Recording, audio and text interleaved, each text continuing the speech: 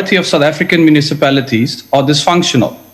Decades of cadre deployment and corruption have robbed most local governments of the skills and resources they need to build thriving communities. But we must never lose sight of the fact that there are some important exceptions to the decline, where officials are appointed on merit and where corruption is not tolerated. In fact, we should all be actively promoting and learning from the municipalities that move their communities forward despite being held back by a failing national government. Dozens of DA-run municipalities are singled out every year by the Auditor General and other agencies as bright stars in a dark universe.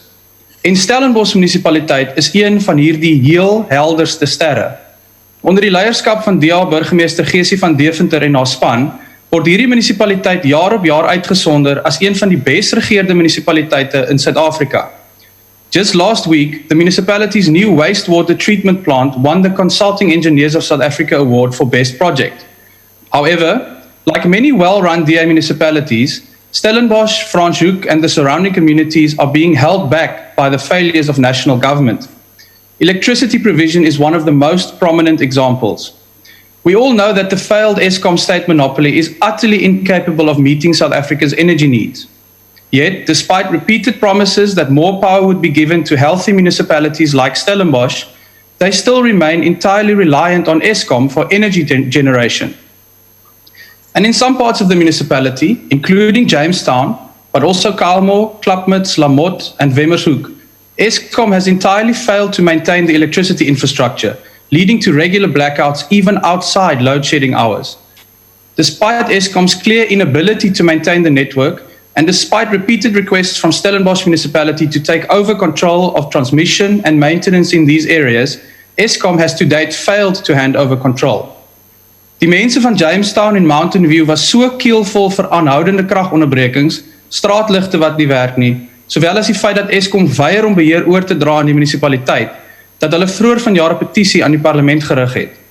Honderde inwoners het die petisie onderteken, wat eis dat Eskom onmiddellik beheer oor die kraginfrastruktuur oordra aan Stellenbosch munisipaliteit. As DA kiesafdelingshoof in Stellenbosch, het ek die petisie namens die gemeenskap aan die parlement voorgelê. Die boodskap vanaf die gemeenskap is duidelik.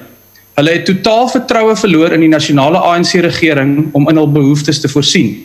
Hulle vertrou veel eerder hul DA-beheerde plaaslike munisipaliteit om die ligte aan te hou. I'm happy to report that, as a result of the cooperation between the community and the DA on this petition, Eskom CEO Andre de Ruyter has personally undertaken to end the delays and to ensure that control is handed over to Stellenbosch municipality as soon as possible. The DA will hold him to this. Just imagine the economic possibilities that beckon for the Stellenbosch Valley if our municipality could get control over the electricity network.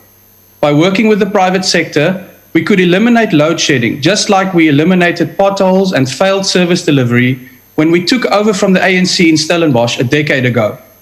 Aan die mense van Stellenbosch wil ek graag sê, die DA is absoluut vasbeslote om dienslewering na selfs groter hoogtes te neem.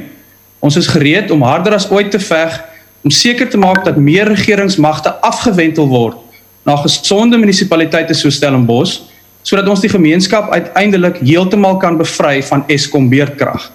Hou hierdie spasie dop. Baie dankie. Thank you, Honourable Member.